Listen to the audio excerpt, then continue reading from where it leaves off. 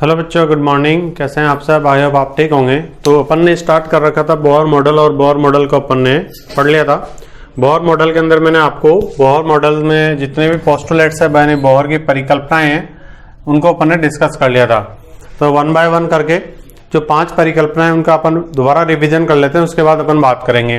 देखो, फर्स्ट जो है हमारे पास परिकल्पना, उसमें अपन को क्या बताया गया है कि कोई इलेक्ट्रॉन ई है जो न्यूक्लियस के चारों ओर मूव कर रहा है, तो उसके ऊपर जो है 2 फोर्स एक्ट कर रहे हैं। एक है सेंट्रीपिटल फोर्स, दूसरा है सेंट्रीफ्यूगल फोर्स। ठीक है, और वहां पे हमें एक इक्वेशन प्राप्त होता है फाइनली, mv² बराबर ZE²/R। ठीक है, दूसरा पोस्टुलेट क्या कहता है बेटा? दूसरा पोस्टुलेट ये कहता है कि कोई इलेक्ट्रॉन रिवॉल्व कर रहा है, तो वहां पर जो नंबर ऑफ ऑर्बिट है उनके नंबरिंग कैसे करेंगे, उनके नेमिंग कैसे होंगे, इसके बारे में बताया गया है। ठीक है, तो जैसे अपन कहते हैं कि K, L, M, N, O, इस तरह से अपन उनका नामकरण कर सकते हैं। ठीक है, मैथमेटिकल नंबरिंग में जैसे आप बोल सकते हो 1, 2, 3, 4, 5। ठीक है, यानी न्यूक्लियस से आपको स्टार्ट करना है। ये न्यूक्लियस है, उसके बाद ये पहला ऑर्बिट, दूसरा ऑर्बिट, तीसरा, चौथा, पांचवा, बाहर की ओर चलना है। इस तरीके से अपन उसका नामकरण कर सकते हैं। ठीक है, तीसरी परिकल्पना में क्या बताया आपको? ठीक, तीसरी परिकल्पना में आपको बताया कि जो इलेक्ट्रॉन रिवॉल्व करता है, ना तो वो एनर्जी देगा, ना ही वो एनर्जी गेन करेगा। ठीक है, मतलब मूविंग इलेक्ट्रॉन की एनर्जी क्या होती है? फिक्स होती है। फोर्थ पोस्टुलेट में आपको बताया कि इलेक्ट्रॉन अगर लोअर से हायर में जाएगा तो एनर्जी गेन करेगा, और अगर हायर से लोअर में आएगा तो एनर्जी रिलीज करेगा। और फिफ्थ वाले पोस्टुलेट में आपको क्या बताया कि ऐसे ऑर्बिट जिनमें एंगुलर मोमेंटम mvr बराबर nh/2π हो, उन्हीं में इलेक्ट्रॉन रिवॉल्व करता है। यानी एंगुलर मोमेंटम mvr किसके बराबर होना चाहिए? h/2π के बराबर होना चाहिए। h/2π, n यहाँ पर 1, 2, 3, 4, 5 है। ठीक है, मतलब n 0 नहीं होगा। ठीक है बच्चों, चलो, ये बोहर मॉडल के 5 पोस्टुलेट हो गए थे। अब अपन बोहर मॉडल के बेसिस पे जो एप्लीकेशंस हैं उन्हें आगे डिस्कस करने वाले हैं। ठीक है ना।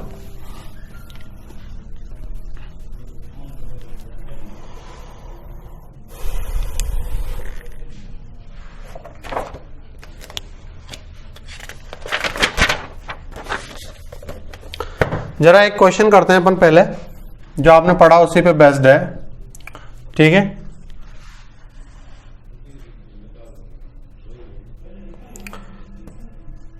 calculate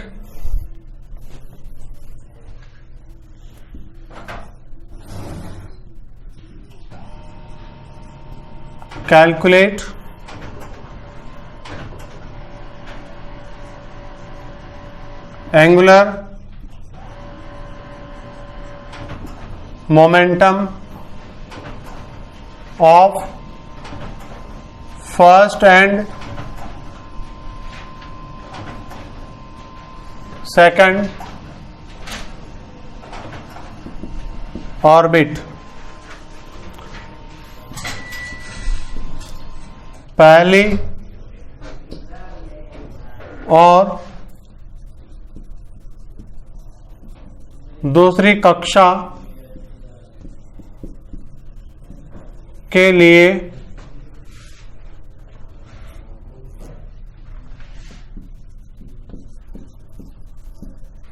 कोणीय संवेग का मान ज्ञात करो।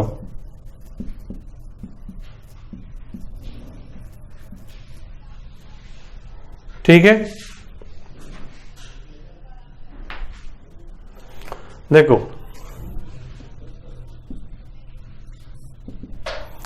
सबसे पहले अपन देखते हैं गिवन में आपको बोला गया फॉर फर्स्ट ऑर्बिट, पहली कक्षा को आप मैथमेटिकल में n बराबर 1 लिखोगे तो यहां पर n का वैल्यू क्या हो गया 1।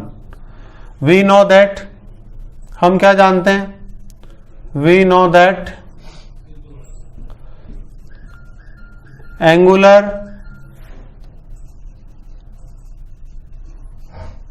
Momentum equals to NH upon 2 pi. n की वैल्यू रख देंगे 1 इंटू H अपॉन 2 पाई, तो कितना आ गया ये H अपॉन 2 पाई आ गया, ये आंसर हो गया आपका। आगे चाहो तो H और पाई की वैल्यू रख के भी अपन हल कर सकते हैं, मगर अभी अपन इतना ही रखेंगे इसको, ठीक है बेटा। फिर दूसरा है 4 सेकेंड ऑर्बिट। सेकेंड ऑर्बिट के लिए n बराबर क्या हो जाएगा 2। इस फॉर्मूले में n आता है ना, n की वैल्यू मैंने बोला था 1 2 3 4 5 होगी, 0 नहीं होगी कभी भी, ठीक है।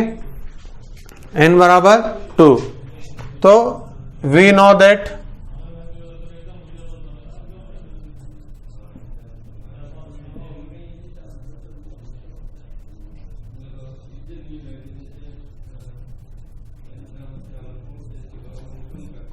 ये फॉर्मूला अपन जानते हैं।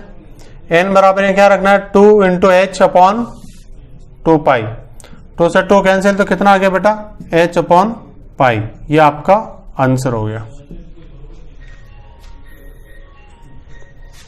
ठीक है। चलो और अपन बात करते हैं आगे कैसे क्वेश्चन करेंगे, थोड़ा डिफरेंट।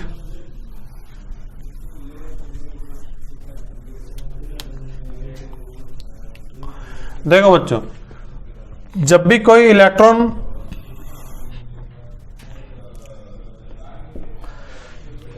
थोड़ा फैक्ट समझे पहले, जब भी कोई इलेक्ट्रॉन एक ऑर्बिट से दूसरे ऑर्बिट में जाता है, मतलब एक एनर्जी लेवल से दूसरे एनर्जी लेवल में जाता है, तो एनर्जी का डिफरेंस कैसे कैलकुलेट करते हैं अपन, फाइनल माइनस इनिशियल, अंतिम में से प्रारंभिक को अपन घटा देते हैं, ठीक है।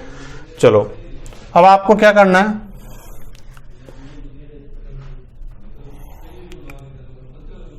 कैलकुलेट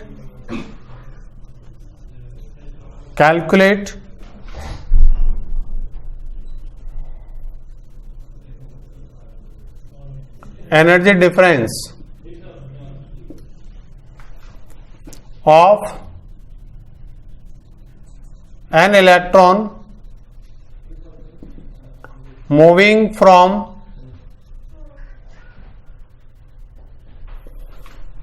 फ्रॉम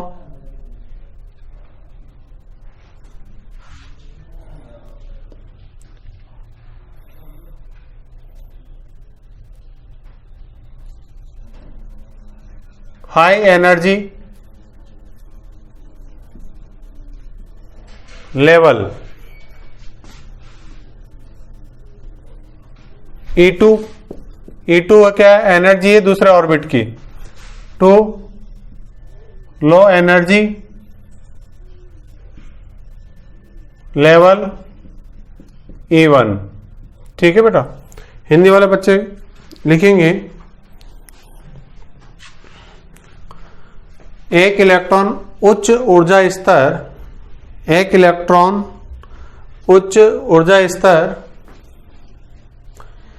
E2 से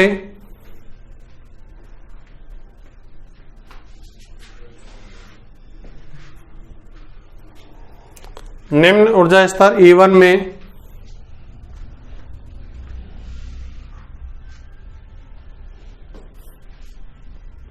आ रहा है,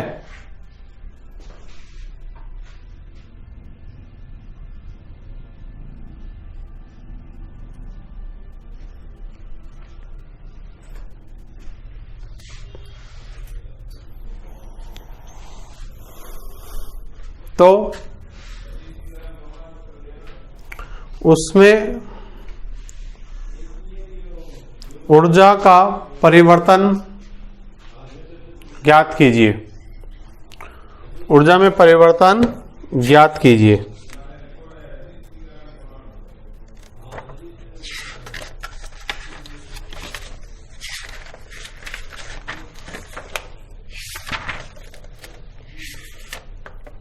ठीक है, ट्राई करो।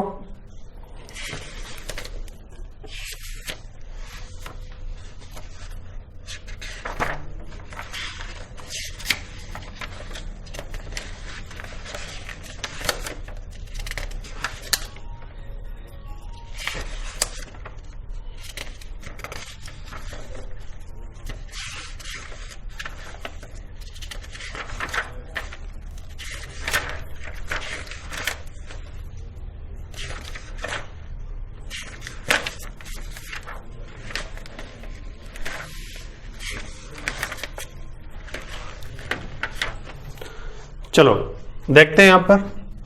देखो जनरली अपन है ना एटम को ऐसे बनाते हैं, और ये मैंने बोला था ऑर्बिट है, ये ऑर्बिट है। ऑर्बिट को अपन ऊर्जा स्तर भी कहते हैं, एनर्जी लेवल भी कहते हैं। अभी मैं जनरली आपको ऐसे बना के समझा रहा हूं। देखो ये 1, ये 2, ये 3, ये 4, ये 5, मान लो 5 लाइनें मैंने खींच दी, थोड़ा दूर दूर खींच देते हैं, ठीक है। ये हमारे पास n बराबर 1, ये n बराबर 2, ये n बराबर 3, ये n बराबर 4, 4 ऊर्जा स्तर है, यानी 4 ऑर्बिट है, ठीक है। इसकी एनर्जी क्या है E1, इसकी एनर्जी क्या है E2, इसकी एनर्जी E3, इसकी एनर्जी मान लीजिए E4 है। E का मतलब एनर्जी यानी ऊर्जा, और 1 2 3 4 उसके नाम में जोड़ दिया। क्या कहा, कोई इलेक्ट्रॉन है हाई एनर्जी लेवल E2 से लो में आ रहा है, मतलब इलेक्ट्रॉन आपका कहां पे है, यहां पर है। यहां से E2 से कहां पे आ रहा है, लो एनर्जी लेवल में आ रहा है बेटा, यहां पे। तो देखो मैंने क्या कहा, ऊर्जा में अंतराल, ठीक है, डिफरेंस ऑफ एनर्जी, इसको अपन लिखते हैं डिफरेंस ऑफ एनर्जी को सिंबल होता है डेल्टा ई से। देखो ई फाइनल यानी अंतिम में से ई इनिशियल,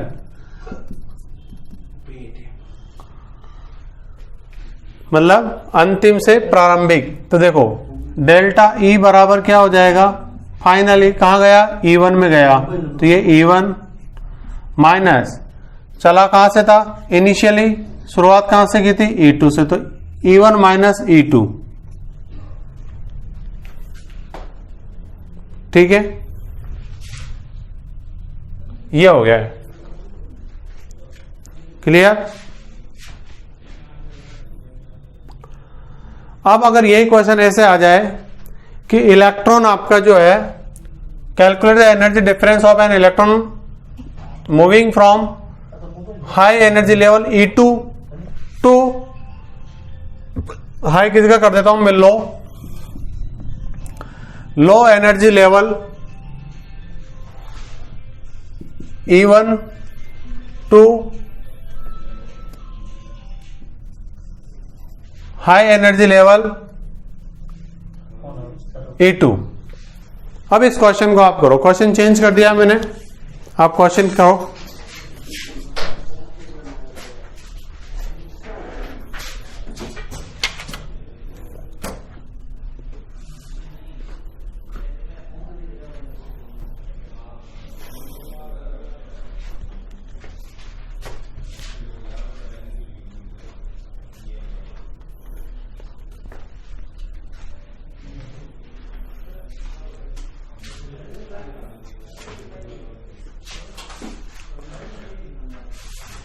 अब देखो बच्चा क्वेश्चन क्या है आपका, क्वेश्चन देखो चेंज हो गया। क्वेश्चन ये है, इलेक्ट्रॉन कहां पे आपका, लो एनर्जी लेवल में E1 में, ठीक है। यहां पे आपका इलेक्ट्रॉन है, यहां से कहां पे जा रहा है, E2 में। अब डिफरेंस ऑफ एनर्जी फॉर्मूला ये रहेगा, बस यहां पे परिवर्तन आ जाएगा, क्या आ जाएगा, डेल्टा E बराबर। अब फाइनली कहां जा रहा है इलेक्ट्रॉन, E2 में जा रहा है, ठीक है। चला कहां से था, E1 से, तो ये हो गया E2 माइनस E1। तो ये दूसरा क्वेश्चन है, नोट कर लीजिए। आप भी कॉपी में करेक्शन तो मत करना, जैसे मैंने कहा, नोट कर लीजिए सेपरेट क्वेश्चन बना के, ठीक है। आप इस तरह से आप बना के, ठीक है, हॉरिजॉन्टल लाइन और ऑर्बिट को रिप्रेजेंट करके चेक कर सकते हैं, क्योंकि ऐसे सर्कुलर में देखेंगे तो थोड़ा डिफिकल्ट हो जाएगा आपके लिए देखना, है ना। चलो, इसके अलावा खास बात अपन इस बोहर मॉडल के बारे में देखे हैं, जो कि एक बोहर मॉडल की कमी भी है। आगे चल के आप कमी वाले पॉइंट जब ड्रॉबैक लिखेंगे बोहर मॉडल के, तो उस समय भी अपन लिखते हैं, मगर अभी आप इतना सा समझिए, एक पॉइंट तो समझ ही लीजिए, क्या है, not Bohr model is applicable only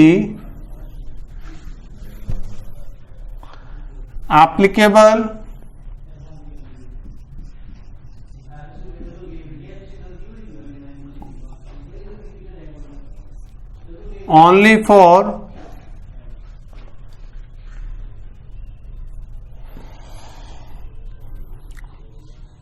single electron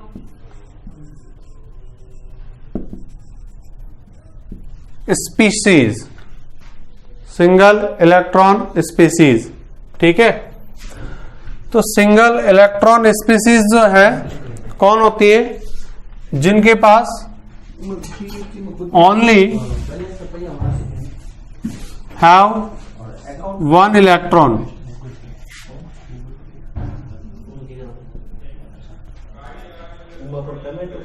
ठीक है, जैसे हाइड्रोजन इलेक्ट्रॉन की संख्या 1, हीलियम के पास 2 होते हैं, मगर हीलियम अगर 1 इलेक्ट्रॉन दे दे तो इलेक्ट्रॉन की संख्या 1 हो जाएगी। लिथियम के पास 3 होते हैं, मगर लिथियम +2 बना दे तो इलेक्ट्रॉन की संख्या क्या हो जाएगी? 1 हो जाएगी। बेरिलियम अगर +3 बना दे तो इलेक्ट्रॉन की संख्या 1 हो जाएगी। कुल मिला के बात क्या है, ये हाइड्रोजन या फिर उसके जैसे आयन पर ही लागू होता है, उसके जैसे स्पीसीज पे ही लागू होता है। 2 इलेक्ट्रॉन वाले 3 इलेक्ट्रॉन वाले के लिए प्रैक्टिकली पॉसिबल नहीं है। ठीक है, तो ये पॉइंट आपको ध्यान में रखना है। यानी बोहर मॉडल जो है एक इलेक्ट्रॉन वाले परमाणुओं पर ही लागू होता है। हिंदी में लिख लीजिए, एक इलेक्ट्रॉन रखने वाले परमाणुओं पर ही लागू होता है। ठीक है, इसके बाद Bohr velocity, Bohr radius, Bohr energy, ये 3 टॉपिक है जो अगली 3 क्लासों में अपने होंगे। आज की क्लास अपन यहीं पे खत्म करते हैं। थैंक यू सो मच, बने रहिए तब तक क्लासेस में। ठीक है, ओके।